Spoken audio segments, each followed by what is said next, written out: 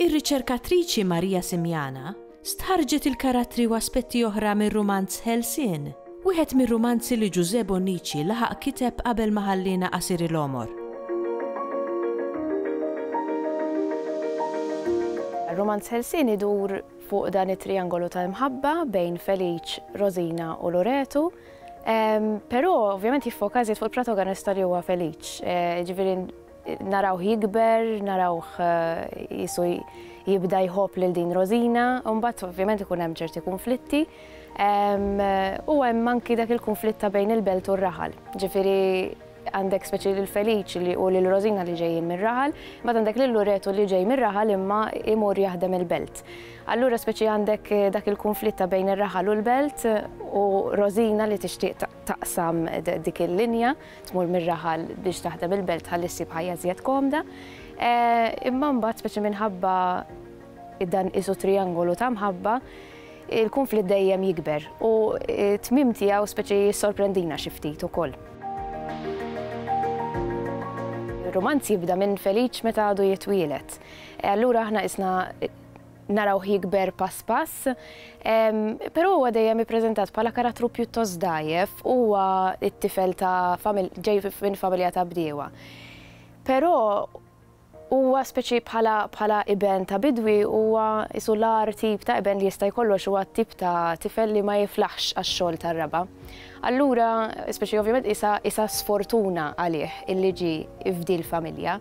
Rosina min-naħa l-oħra mbagħad għalkemm speċi kif qedna diġà ġejja mir-raħali wkoll, dejjem kienet ambizzjuża, dejjem xtaqet li ssib speċi li tiżżewweġ raġel li jkollu l-flus li jkun iktar sinjur, ħalli tkun tista' tgħix ħajja komda hi wkoll. Allura speċi di l-ambizzjoni tagħha li ssib li xi ħadd sinjur isu fl-aħħar mill-aħħar lilna jitfana daqsxejn dik id-direzzjoni u nindunaw li x'aktar x'jista' jiġrila din, ejja ngħidu hekk.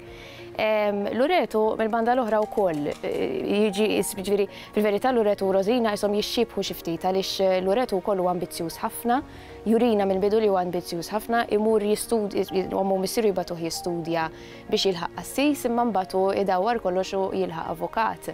Ġifieri wkoll jidher li huwa ambizzjuż sew.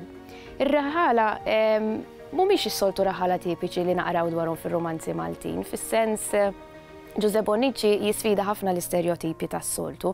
Is-soltu s-seksika ta' raħal ikunu nisa pereżempju. F'dan romanz wieħed mis-seksika huwa raġel. Ġifieri minn dak l-aspett mhuwiex bħal tas-soltu li imma ovvjament nistgħu ngħidu li huma realistiċi għax huwa bbażat fuq ir-realtà.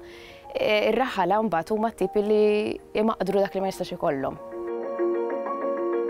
Ma fihx eluq tas-soltu, isna rridu nagħmlu distinzjoni bejn tmiem u eluq.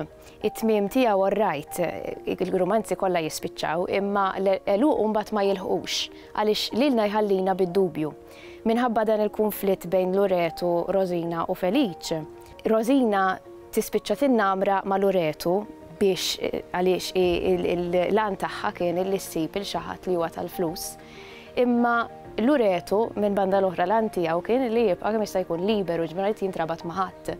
Allura speċi Rosina kellha tmur lura r-raħal imtebba biex ngħidula hekk għaliex kienet laħqet involvit ruħha ma' Loreto u Felice biex jaqbes għaliha spara lil Loreto u qatlu. Ġifieri anki dik bħala azzjoni diġà xi ħaġa li ma tantx nistennew, speċjalment min-naħa ta' Felice li hu ppreżentat bħala karattru dgħajjef ħafna.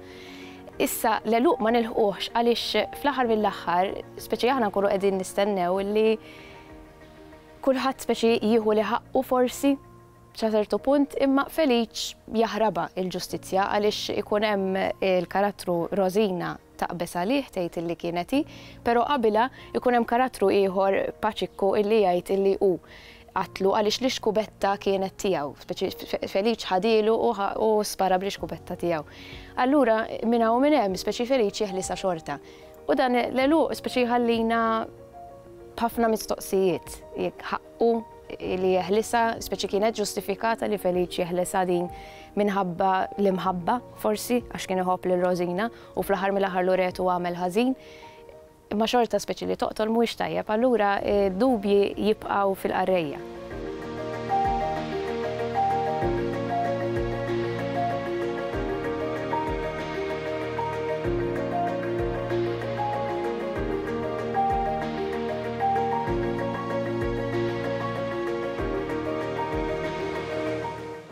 Il-Sinna jixtieq jirringrazzja lill-Aġenzija Nazzjonali tal-Litterizmu, lill-Ministeru għall-Edukazzjoni u x-Xogħol, lill-Kunsill Nazzjonali tal-Ilsien Malti u lid-Dipartiment tal-Malti fil-Fakultà tal-Arti l-Università.